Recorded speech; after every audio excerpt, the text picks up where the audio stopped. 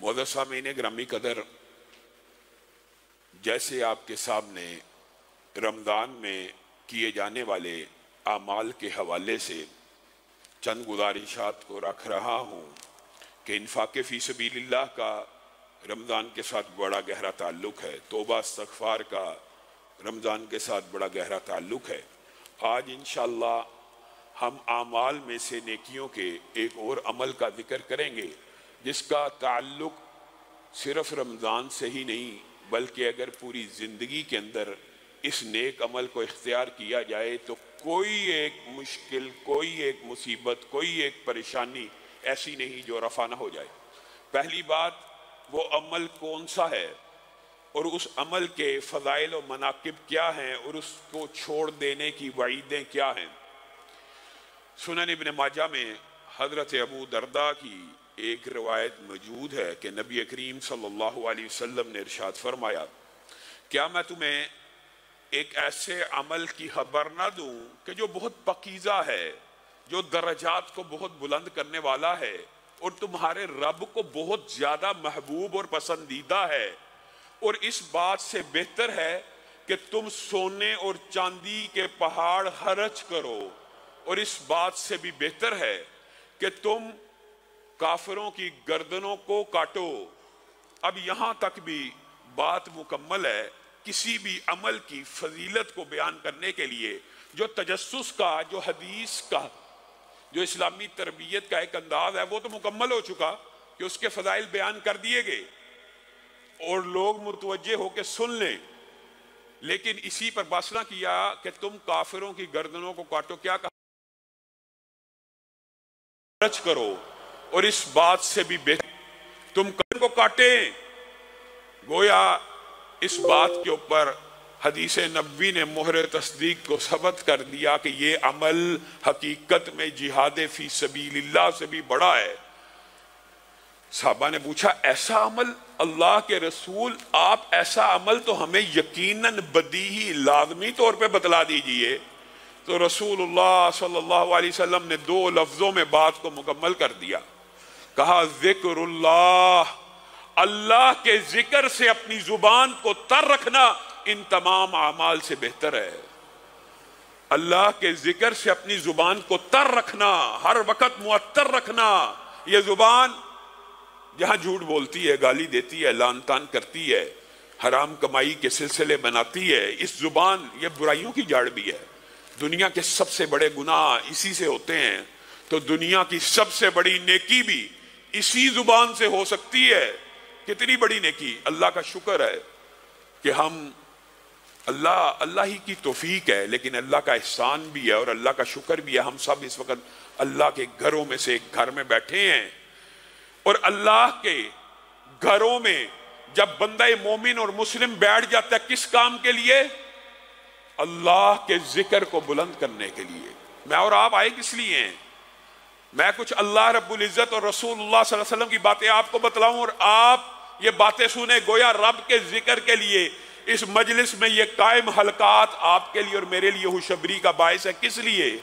رسول اللہ صلی اللہ علیہ وسلم نے فرمایا، اور ہمارا ایمان اور عقیدہ ہے جو رسول اللہ فرما دیں اس میں کوئی شک اور شبہ نہیں ہو سکتا۔ رسول اللہ صلی اللہ علیہ وسلم نے فرمایا، جب کسی مسجد میں، اللہ کے گھروں میں ذکر کے لیے لوگ جمع ہو جاتے ہیں، میرے ذکر کے لیے، میری بات سننے کے لیے، بات نصیحت کے لیے، تبلیغ دین کے لیے، سمجھنے سمجھانے کے لیے، تو آسمان سے ان کے لیے فرشتوں کا نزول ہوتا ہے۔ میرے بھائیوں، حدیثیں آپ نے شاید پہلے بھی سنی ہو لیکن غور نہیں کیا۔ فرشتے حقیقت میں یہ شان اور قدر و منزلت اور مقام نبیوں کو ملا کہ فرشتے ان کے دلوں کے اوپر اترے، ان کے لیے اترے، لیکن مسلمان امت کے اوپر اللہ رب العزت نے یہ احسان کر دیا کہ جو بندہ مسجد میں آ گیا، جتنے آج آپ مسجد میں بیٹھے ہوئے ہیں، ہمارا عقیدہ ہے اس سے زائد فرشتے یہاں پہ موجود ہیں۔ کس کام کے لیے؟ رسول اللہ صلی اللہ علیہ وسلم نے کہا، پہلی بات اس کام کے لیے کہ وہ آپ کے دلوں کے اوپر سکینت کا نزول کر دیں۔ اللہ رب العزت نے آسمان سے اس لیے اتارا کہ آپ کے دلوں کو سکون دیں، حقیقی اطمینان، حقیقی سکون دل کا سکون ہے۔ کوئی کروڑپتی، ارب پتی، کھرب پتی ہو کے سمجھتا ہے وہ مطمئن ہے، تو ہو سکتا ہے وہ اپنی زندگی بدترین عالم میں گزار رہا ہو، آپ کو کیا پتا اس کو اطمینان قلب بھی نصیب ہے کہ نہیں۔ فرشتے ان مجلسوں کو اپنی پروں سے گھیر لیتے ہیں اور مومن دلوں کے اوپر سکینت کا نزول کرتے ہیں، اور انسان کا دل مطمئن ہو جاتا ہے، غموں سے پاک ہو جاتا ہے۔ کئی مرتبہ انسان ان مجلسوں میں ہزاروں نہیں، کروڑوں نہیں، اربوں گناہ لے کے آتا ہے، لیکن جب اس مجلس سے جا رہا ہوتا ہے اس کے نامہ اعمال میں ایک گناہ بھی باقی نہیں رہتا۔ نبی کریم صلی اللہ علیہ وسلم نے ارشاد فرمایا، جب تم جنت کے باغیچوں میں پھرا کرو تو خوب سیر ہو کے کھا لیا کرو۔ جنت کے باغیچے کیا ہیں اللہ کے رسول؟ نبی کریم صلی اللہ علیہ وسلم نے فرمایا، وہ ذکر کے حلقات، وہ مساجد کے دروس، وہ مسجدوں کی مجلسیں۔ اللہ کے فضل و کرم سے اللہ اس مجلس کو بھی اس مجلس میں شامل فرما۔ ان مجلسوں میں سے خوب کھا پی لیا کرو، اللہ رب العزت کا خوب ذکر کر لیا کرو۔ اللہ کا ذکر کرنے سے ملے گا کیا؟ جو اللہ رب العزت نے اس بارے میں ٹریڈنگ کی ہے، جیسے انفاق فی سبیل اللہ کی ٹریڈنگ آپ کے سامنے رکھی، دیں اللہ کو ایک دیں، اللہ ہو سکتا ہے 700 کرے، اللہ ہو سکتا ہے 1,00,000 کرے، اللہ ہو سکتا ہے 2,00,000 کرے، اللہ کی مرضی ہے۔ اسی طرح یہ جو اللہ تعالیٰ نے ذکر اللہ کی ٹریڈنگ کی ہے، یہ بھی بڑی عجیب ہے۔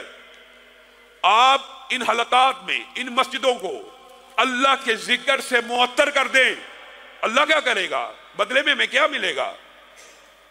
آپ ایک بات کے اوپر ذرا غور کرنا، علاقے کا MN SHO SP آپ کا ذکر کرتا ہو اپنی مجلس میں، فلاں میرا دوست ہے، وہ آئے گا، اس کا کام کر دینا۔ MNA کے وہ میرا ووٹر ہے، بڑا اچھا سپورٹر ہے، آپ کتنا خوش ہوں گے؟ اگر وزیر اعلیٰ کہے کتنا خوش ہوں گے؟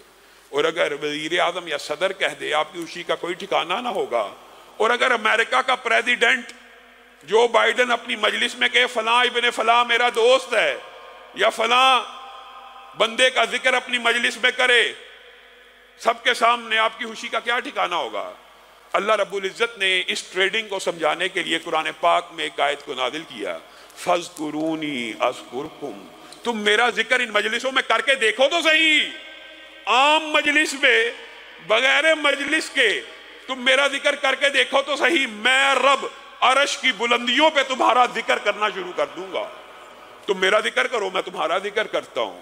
بتائیے، یہ قدر و منزلت اور فضیلت کے اعتبار سے اکیلی یہی آیت بھی انسان کے لیے کافی ہے، لیکن نبی کریم صلی اللہ علیہ وسلم نے سمجھانے میں کوئی کسر نہ چھوڑی کہ کوئی ابہام نہ رہ جائے۔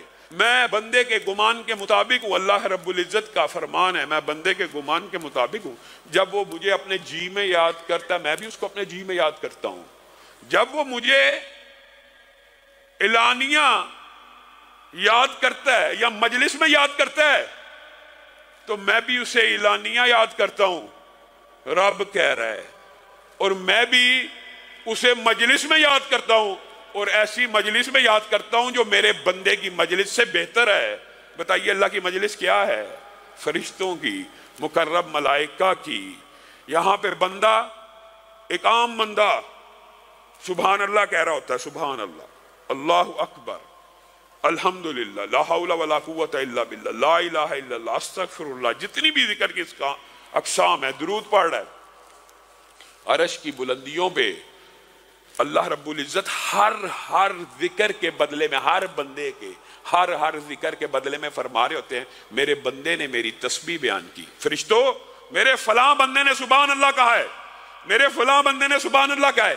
ایک بندہ ہر وقت اللہ کے ذکر سے اپنی زبان کو معطر رکھتا ہے، اللہ رب العزت آسمان کی بلندیوں اور عرش کے اوپر اس بندے کا ذکر کرتے رہتے ہیں، یہاں تک کہ فرشتوں کو سمجھ آ جاتی ہے اللہ اس بندے کا اتنی کثرت سے ذکر کر رہے، اتنی کثرت سے ذکر کر رہے، گویا بندہ بھی کوئی کسر نہیں چھوڑ رہا، ہر لمحے ہر وقت ذکر ہی کرتا چلا جا رہا ہے، اور اللہ عرش پہ بیٹھ کے اس کا ذکر کرتے چلے جا رہے ہیں۔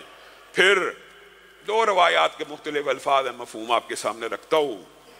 ایک، اللہ رب العزت حکم کرتے ہیں، اے جبریل اس بندے کا ذکر سن رہے ہو، اس بندے کا ذکر سن رہے ہو، اس سے محبت کرنا شروع کر دو۔ اور دوسری روایت کے الفاظ جبریل آواز لگاتے ہیں کہ اللہ رب العزت فلاں ابن فلاں کی کثرت ذکر کی وجہ سے اس سے محبت کرنا شروع ہو گئے ہیں، میں جبریل بھی اس سے محبت کرنا شروع ہو گیا ہوں۔ اے فرشتو، اب تمہارے اوپر لازم ہے کہ تم اس بندے سے محبت کرنا شروع کر دو۔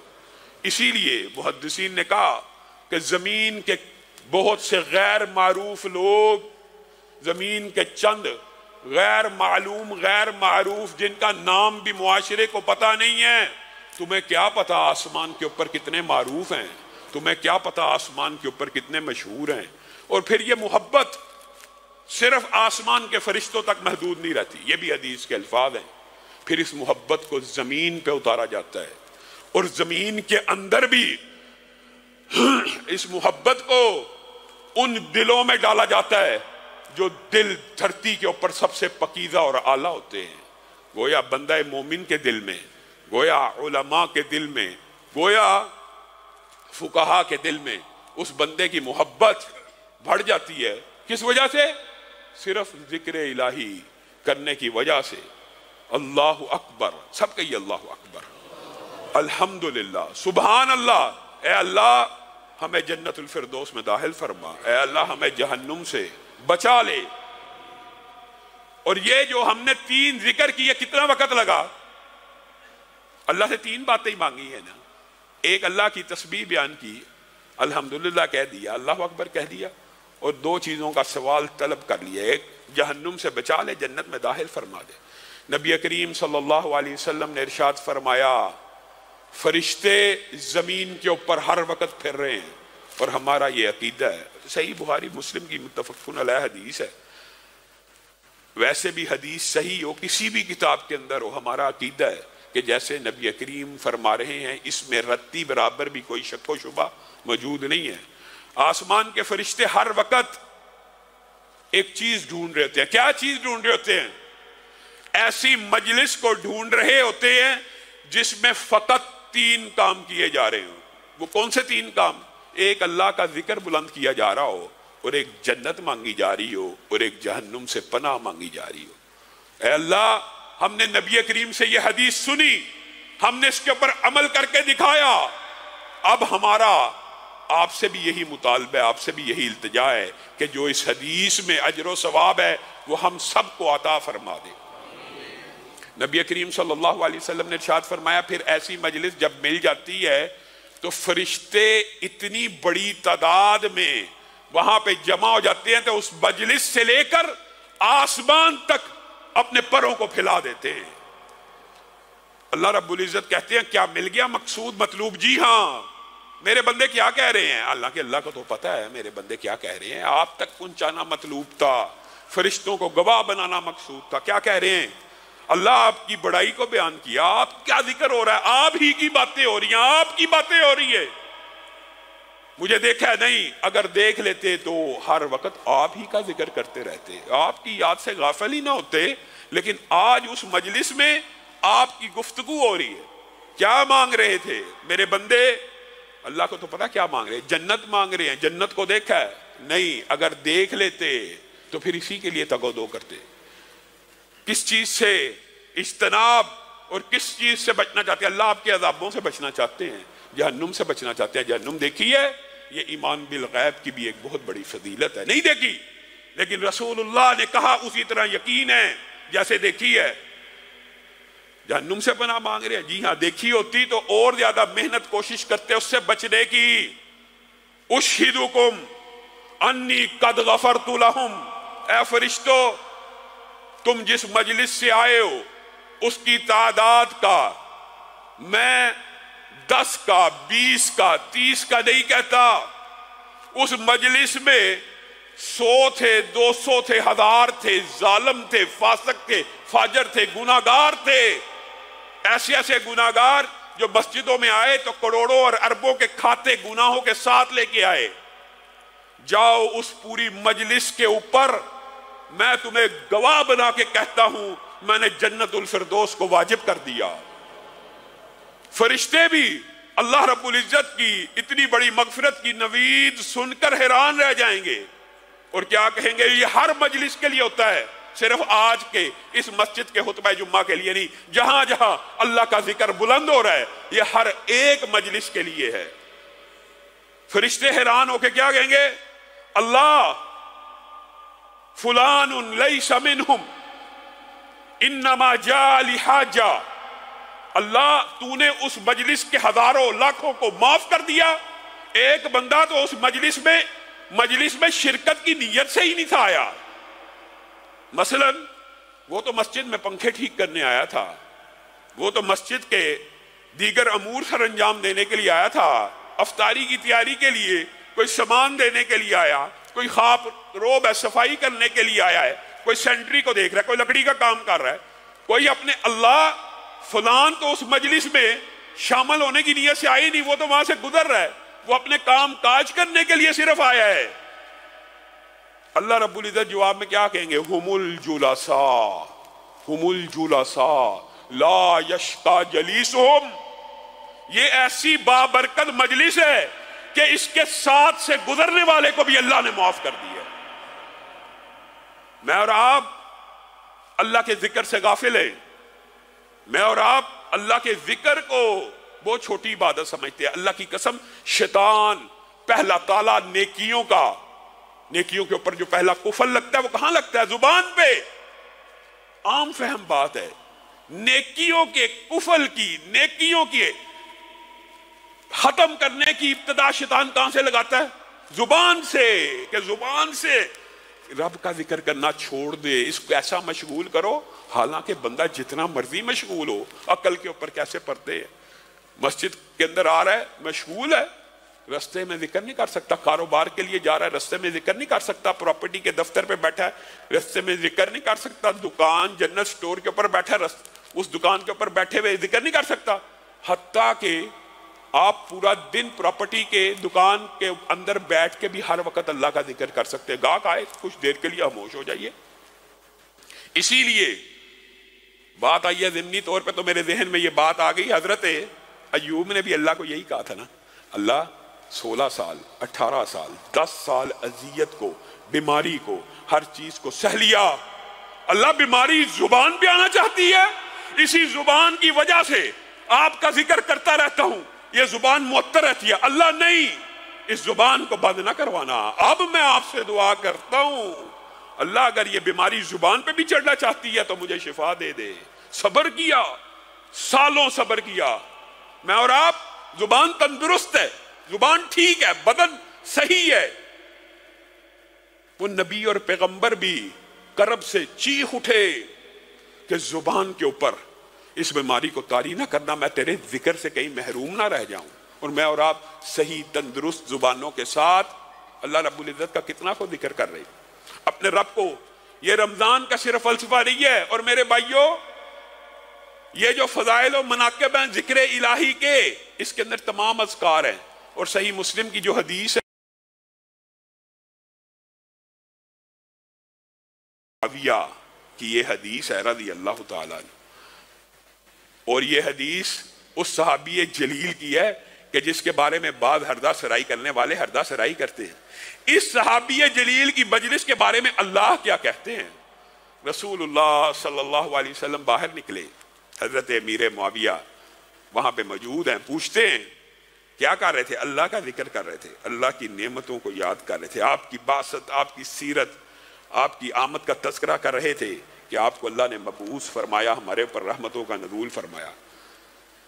کیا واقعی تم یہ کر رہے تھے؟ میں تمہیں قسم دے کے پوچھتا ہوں، رسول اللہ صلی اللہ علیہ وسلم جب اس طرح بات کرتے تھے تو لا محالہ کوئی اعجاب کی بات تھی، کوئی نہ کوئی ایسی بات تھی، تو رسول اللہ نے قسم کھلوائی تو صحابہ نے فوراً قسم کھائی، اللہ جیسے شاید ہماری تفتیش ہو رہی ہے، اللہ کی قسم ہم یہی کچھ کر رہے تھے۔ کہا نبی کریم مسکرانا شروع ہو گئے، میری مراد یہ نہیں تھی، میں تو حیرانگی اور تعجب کا اظہار کر رہا ہوں۔ کیوں؟ کہا مجھے یقین ہے کہ تم یہی کام کر رہے ہو، لیکن میرے اندر بھی اعجاب پیدا ہوا، میں نے تم سے قسم اٹھوا لی، اور میرا قسم اٹھوانا بے سبب نہیں تھا، آسمان سے جبریل امین میرے پاس ابھی آئے تھے اور آ کے کہہ رہے تھے یہ جو باہر صحابہ کی مجلس لگی ہے، اللہ رب العزت اس مجلس کے بارے میں اپنے فرشتوں کے ہمراہ اس مجلس کے اوپر فخر فرما رہے ہیں. جس مجلس کے اندر امیر معاویہ موجود ہیں اس مجلس کے اوپر اللہ فخر فرما رہے ہیں، اور بعض بدبخت حضرت امیر معاویہ ہی کے بارے میں ہردہ سرائی شروع کر دیتے ہیں. اور یہ محدثین نے لکھا کہ یہ صرف اس مجلس کے لیے خاص نہیں ہے، بلکہ کوئی بھی مجلس جس میں اللہ کا ذکر ہوتا ہو تو اللہ فرشتوں کو کہتے ہیں ہاں جی تم کہتے تھے فتنہ فساد کرے گا، خون پھیلائے گا، یہ کرے گا، قتل کرے گا، وہ بندے تو میرا ذکر کر رہے ہیں. گویا اس انداز میں بیان کریں گے کہ جیسے ان بندوں کی مجلس کے اوپر فخر فرما رہے ہوں. اللہ رب العزت ہمیں بھی اس مجلس میں شامل فرما جس میں ہمارا خالق و مالک ہمارے اوپر فخر محسوس کرے. اور میرے بھائیوں، حقیقت میں ذکر کی جملہ اقسام میں سے حقیقت یہی ہے بنیادی طور پہ شہر رمضان الذی انزل فیہ القرآن. یہ جو حقیقت ہے وہ یہ ہے کہ پوری کی پوری دنیا میں عربی زبان کو زبانوں کا بادشاہ یا زبانوں کی ملکہ کیوں قرار دیا گیا؟ کیونکہ اس زبان میں کلام حمید کو اللہ رب العزت نے نازل فرمایا. پوری دنیا کے اندر مکہ کو ام القریٰ کیوں کہا گیا؟ بستیوں کی بھی ماں ہے. سب سے مقدس کون سی جگہ ہے؟ مکہ ہے. کس لیے؟ وہاں قرآن نازل ہوا. نبی کریم صلی اللہ علیہ وسلم کو سید ولد آدم، افضل الانبیاء، سب سے بڑے مرتبے والا رسول اور پیغمبر کیوں کہا گیا؟ کیونکہ ان کے قلب اطہر پہ اللہ رب العزت نے اس کتاب حمید کو نازل فرمایا. اور شہر رمضان، اس مہینے کو سارے مہینوں کا سردار کیوں کہا گیا؟ اس مہینے میں اللہ رب العزت نے قرآن نازل فرمایا. انا انزلناہ فی لیلۃ القدر وما ادراک ما لیلۃ القدر لیلۃ القدر خیر من الف شہر. ایک رات 1000 مہینوں سے بہتر کیوں ہوئی؟ کیونکہ اس رات میں قرآن پاک کو نازل فرمایا گیا. تو یہ جتنی برکتیں ہیں مسلمان امت کے اوپر، اس مہینے کے اوپر، اس لیلۃ القدر کی رات کے اوپر، تنزل الملائکۃ والروح، یہ کتنی عظمت کی بات ہے. پہلے آپ کے سامنے حدیث رکھی کہ فرشتے اترتے ہیں، اور اس آیت میں تو اللہ رب العزت نے کیا کہا؟ صرف فرشتے نہیں اترتے، آسمان سے جبریل امین کا بھی نزول ہوتا ہے اس رات کو. یہ کتنی بڑی خوشخبری کی بات ہے. جبریل امین کو جب رسول اللہ دنیا سے چلے گئے تھے تو ماں فاطمہ نے، بیٹی فاطمہ نے یہ بھی کہا تھا کہ جبریل کو خبر دو کہ رسول اللہ دنیا میں نہیں رہے، آج کے بعد کس کے قلب اطہر پہ اترے گا؟ وہ جبریل جو نبیوں اور پیغمبروں کے لیے اترتا تھا، وہ سال میں ایک رات مومنوں کی تسلی اور تشفی کے لیے بھی اترتا ہے، اور وہ رات وہی ہے جس میں قرآن پاک نازل ہوا. اور مومنوں کے دلوں کے اوپر بھی فرشتے سکینت کا نزول کرتے ہیں. گویا یہ فضائل اور مناقب اس مہینے کے حقیقت میں ایک تو ذکر اللہ ہے، اور ذکر اللہ کی سب سے اعلیٰ قسم کلام اللہ ہے. اور کلام اللہ کو میں نے اور آپ نے کیا سمجھا؟ وَلَوْ أَنَّ قُرْآنًا سُيِّرَتْ بِهِ الْجِبَالُ أَوْ قُطِّعَتْ بِهِ الْأَرْضُ أَوْ كُلِّمَ بِهِ الْمَوْتَى. اللہ کہہ رہا ہے، کوئی مولوی نہیں کہہ رہا. رب وہ ہے جس کے 2 حرف سے جو چاہے بنا دے. 2 حرف. کون؟ بس جو چاہے بنا دے. لیکن آپ کو اور میرے احسان ہی ہے، اللہ کی رحمت ہی ہے. اللہ تعالیٰ نے 2 حرف نازل کیے. یہ سینکڑوں ہزاروں حروف کو آپ کی اور میری ہدایت کے لیے، آپ کے اور میرے ثواب کے لیے، آپ کے اور میری شفا کے لیے نازل فرما دیا. وَلَوْ أَنَّ قُرْآنًا سُيِّرَتْ بِهِ الْجِبَالُ أَوْ قُطِّعَتْ بِهِ الْأَرْضُ أَوْ كُلِّمَ بِهِ الْمَوْتَى. اللہ کہہ رہا ہے اگر دنیا میں کوئی کلام ایسا ہو کہ پہاڑ چلنا شروع کر دیں، زمین پھٹ جائے، مردے زندہ ہو جائیں، تو دنیا میں ایک ہی کلام ہے، وہ کلام اللہ ہے، اور وہ قرآن پاک ہے کہ جس سے مردے بھی زندہ ہو سکتے ہیں اور پہاڑ بھی چل سکتے ہیں. البتہ اللہ رب العزت کی کچھ سنتیں ہیں جو تبدیل نہیں ہوتی، لیکن اللہ نے سمجھا دیا. لو کان البحر مدادا لکلمات ربی لنفد البحر قبل ان تنفد کلمات ربی ولو جئنا بمثلہ مددا. تم نے کلام اللہ کو کیا سمجھا؟ جس کلام کے 2 حرفوں سے کائنات کی ہر چیز تخلیق میں آتی ہے، تم اسی سے اعراض برتی بیٹھے ہو۔ اللہ کے کلمات کی عظمت اتنی ہے، اللہ تعالیٰ کہہ رہے ہیں لَوْ كَانَ الْبَحْرُ مِدَادًا لِكَلِمَاتِ رَبِّي، اگر 7 سمندر سیاہی بن جائیں اور 7 زمینوں کے درخت قلم بن جائیں، اللہ رب العزت اتنے قدیم اور ازلی ہیں، ان کے کلمات کو لکھنا شروع کریں، ان کے کلمات کی عظمت کو لکھنا شروع کریں، ان کی کلمات کی تعداد کو لکھنا شروع کریں، ان کے کلمات کا احاطہ یہ 7 سمندروں کی سیاہی بھی نہیں کر سکتی حقیقت میں۔ وَلَوْ جِئْنَا بِمِثْلِهِ مَدَدًا، صرف 7 سمندر نہیں، اتنے ہی سمندر سیاہی کے اور لے آؤ، اتنے ہی درخت قلموں کے اور لے آؤ، اس کلام کی عظمت کو نہ رقم کر سکتے ہو، نہ کلام اللہ کو احاطہ تحریر میں لا سکتے ہو۔ اسی لیے رسول اللہ صلی اللہ علیہ وسلم نے فرمایا تھا بڑی مضبوط پناہ میں وہ شخص آ گیا جس نے کیا کہا، اعوذ بکلمات اللہ التامات من شر ما خلق، میں پناہ میں آتا ہوں اللہ کے جمیع کلمات کے۔ اور اسی لیے رسول اللہ صلی اللہ علیہ وسلم نے فرمایا جو شخص 3 مرتبہ یہ کلمہ کہہ دے، ہمارا عقیدہ ہے، ہمارا ایمان ہے، جس جگہ پہ داخل ہو وہاں سے نکلتے تک اس کو کوئی چیز نقصان نہیں پہنچا سکتی، نہیں پہنچا سکتی۔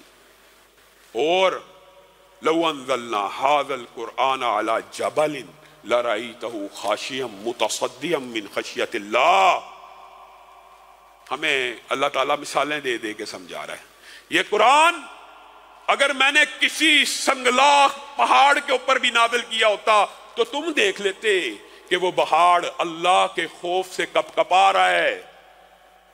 اور یہ تلک الامثال نضربها للناس لعلهم یتفکرون، کہ شاید سوچ لیں، یہ آیت سن کے کچھ غور و فکر ہی کر لیں کہ یہ قرآن اگر پہاڑ کے اوپر بھی نازل ہوتا تو وہ اللہ کے خوف سے کب کبا جاتا۔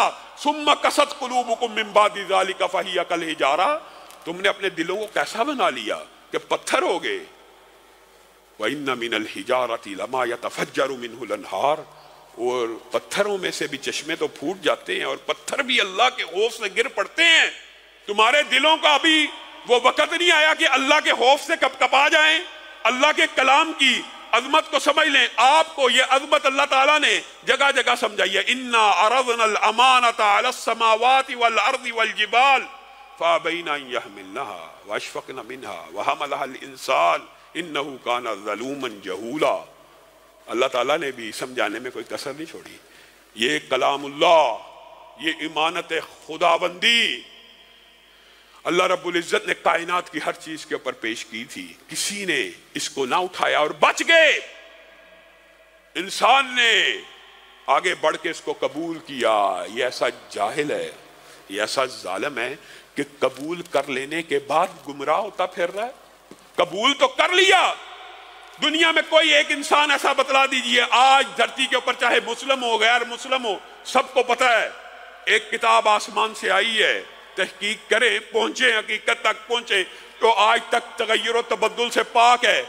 امانت تو وصول کر لی لیکن امانت کا حق تو ادا نہ کیا۔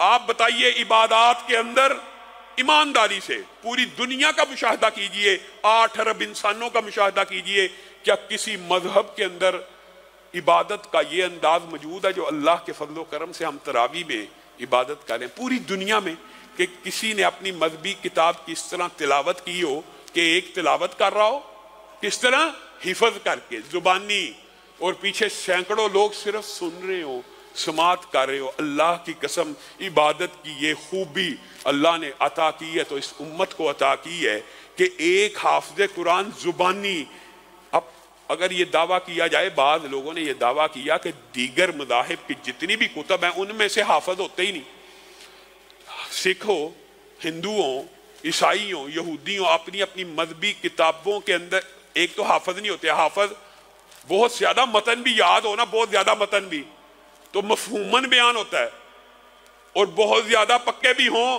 تو اس کی تلاوت کا یہ انداز نہیں ہے جو مسلمانوں کی تلاوت کا انداز ہے۔ اور ان میں سے اگر کوئی کھڑا ہو جائے آگے، وہ جو کچھ مرضی کہتا رہے، پیچھے اتنی بڑی تعداد میں سامعین موجود نہیں ہوتے اس کو سننے والے، اور اگر موجود بھی ہو وہ جو مرضی کہتا رہے، کوئی ٹوکنے والا نہیں۔ یہاں پہ حافظ قرآن آپ کے سامنے ہے، حافظ قرآن ایک ہو، آگے کھڑا ہو، زیر زبر کی غلطی بھی کر دے، پیچھے جو سامنے ہوتا ہے اس کو آگے چلنے دیتا؟ اور یہ صرف ایک مسجد میں ہوتا ہے، یہ ہزاروں لاکھوں مسجدوں میں ہو رہا ہے کہ سامنے ایک زیر زبر کی غلطی برداشت نہیں کر رہا، لیکن ہمارے معاشرے میں بعض بدبخت ایسے ہیں کہ آج 1400 سال بعد امت کے گئے گزرے حالات کے اندر قرآن کا کوئی حرف کھا جائے، زیر زبر کی غلطی کرے، پیچھے ٹوکنے والے. اور سورہ یاسین اگر پڑھ رہا ہو حافظ، سب سے مشکل، آسان ہے سورت لیکن حافظوں کے لیے بڑی مشکل ہوتی ہے. کیوں؟ ماشاءاللہ پیچھے سارے جو ہمارے بزرگ ہوتے ہیں سب کو زبانی یاد ہے اور سب تیار ہیں لقمہ دینے کے لیے. اب بتائیے ایک زیر زبر کی غلطی اور حرف کی غلطی آج کا مسلمان برداشت نہیں کر رہا، اور بعض بدبختوں نے کیا کہہ دیا؟ یہ قرآن ہی بدل گیا تھا جی صحابہ کے دور میں. معاذ اللہ، صحابہ نے برداشت کر لی تھی غلطی، اگلا غلط پڑھ رہا ہے اور پیچھے صحابہ نے غلط قرآن معاذ اللہ سن لیا اور کسی کو ٹوکنے روکنے کی ہمت نہ ہوئی. آج 1400 سال بعد بھی اس کتاب کا اور کلام کا پروٹوکول یہ ہے کہ ایک زیر زبر کی غلطی سے پاک اور صاف ہے. اور فضائل و مناقب تو اس قدر زیادہ ہیں کہ رسول اللہ صلی اللہ علیہ وسلم کے دور ہی کے اندر ایک شخص سورۃ کہف پڑھ رہا تھا تو اس کا گھوڑا بدکنا شروع ہو گیا. تو رسول اللہ صلی اللہ علیہ وسلم نے اس کو بتایا کہ یہ آسمان سے سکینت کا نزول ہوا تھا تیری تلاوت کی وجہ سے. اور دوسرا واقعہ جو آپ سب نے سنا ہوا مشہور، حضرت اسید کا، وہ تلاوت کر رہے ہیں، گھوڑا بدکنا شروع ہو گیا، پاس بچہ یحییٰ بیٹھا ہے، ڈر گئے کہ یحییٰ کو ٹانگ نہ لگ جائے، تلاوت کو کچھ دیر کے لیے معطل کیا، گھوڑا درست ہو گیا، پھر شروع کی، گھوڑا پھر بدکنا شروع ہو گیا، پھر شروع کی، پھر بند کی، بارہ ایسا ہوا. کہا پھر میں یحییٰ کے خوف کی وجہ سے کہ یحییٰ کو ٹانگ نہ لگ جائے میں نے تلاوت کو مؤخر کر دیا. اور اچانک میں نے آسمان کی طرف دیکھا تو بادل کا ایک ٹکڑا تھا جس میں ستارے جھلملا رہے تھے اور اتنی قریب آ چکا تھا جیسے میرے سر کے اوپر ہو. گھوڑا شاید اسی بادل کی وجہ سے بدک رہا تھا. ایک تلاوت ہو رہی ہے اور کیا عبادت ہو رہی ہے جس کی تلاوت کو آپ نے بڑا معمولی سمجھا، جس کے لیے لوگ علماء اسلاف پورا رمضان کاروبار بند، فتویٰ بند، حدیث بند. امام مالک سے سوال پوچھنے لوگ آتے ہیں، کہتے ہیں رمضان کے بعد جواب دوں گا، رمضان میں میں صرف قرآن کی تلاوت کرنا چاہتا ہوں. آج 20 دن گزر گئے ہیں، کتنے قرآن کتنی مرتبہ پڑھا ہے، کتنی مرتبہ پڑھا. حضرت اسید نے رسول اللہ کو یہ بات بتلائی کہ وہ بادل کا ایک ٹکڑا تھا جس میں ستارے جھلملا رہے تھے. پہلی حدیث کے اندر رسول اللہ نے کہا تھا سکینت کا نزول ہوا، اور ان کے جواب میں کیا کہا؟ اے اسید تجھے تلاوت جاری رکھنی چاہیے تھی، یہ آسمان سے مکرم ملائکہ کا ایک گروہ تھا جو تیری تلاوت سننے کے لیے آیا تھا. اللہ کی قسم اگر تو تلاوت جاری رکھتا صبح تک تو مدینہ کے لوگ ان فرشتوں کو ان کی بے تابی، بے چینی، بے قراری اور شوق و رغبت کی وجہ سے اپنی آنکھوں سے دیکھ لیتے ہیں. قرآن کی تلاوت سے صرف سکینت کا نزول نہیں ہوتا، آسمان سے فرشتوں کا بھی نزول ہوتا ہے، اور آسمان سے فرشتوں کا نزول انبیاء کے لیے ہے.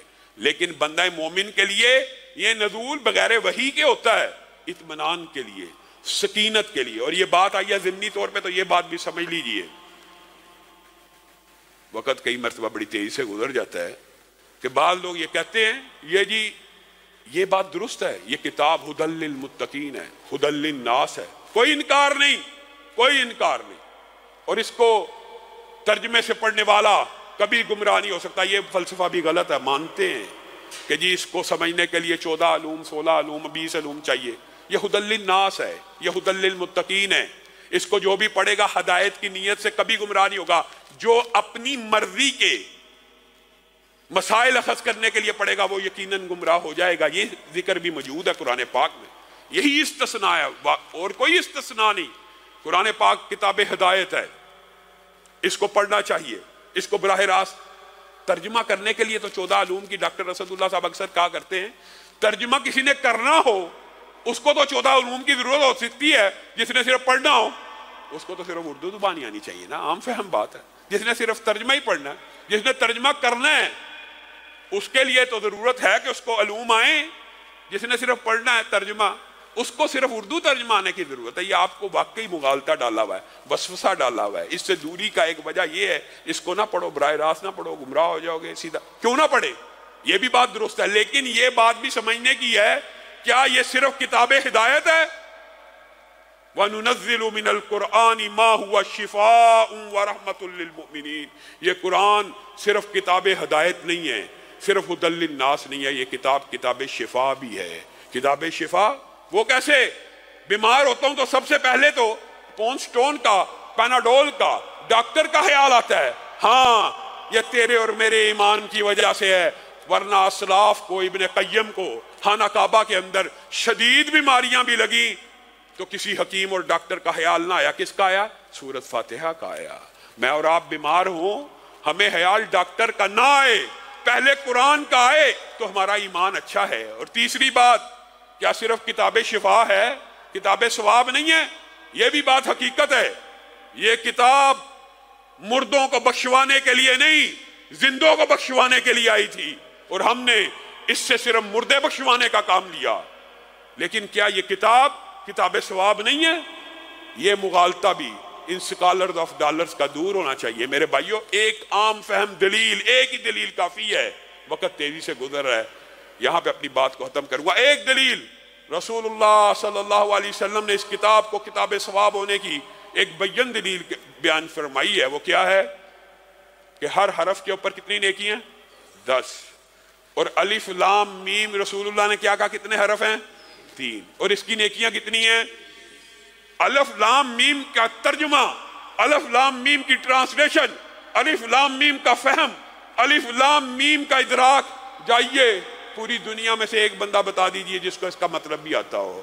گویا مطلب کے بغیر پڑھنے کا بھی ثواب موجود ہے۔ کتاب ہدایت بھی ہے، کتاب شفا بھی ہے، اور کتاب ثواب بھی ہے۔ اگر کتاب ثواب بھی ہے تو ایک بندے کو اگر ترجمہ نہیں آتا تو وہ اس کو صرف ثواب کی نیت سے بھی پڑھے گا تو اللہ رب العزت سے بھی ثواب عنایت فرمائیں گے۔ اللہ رب العزت جو کہا گیا، جو سنا گیا، اس کے اوپر عمل پیرا ہونے کی توفیق عنایت فرمائے۔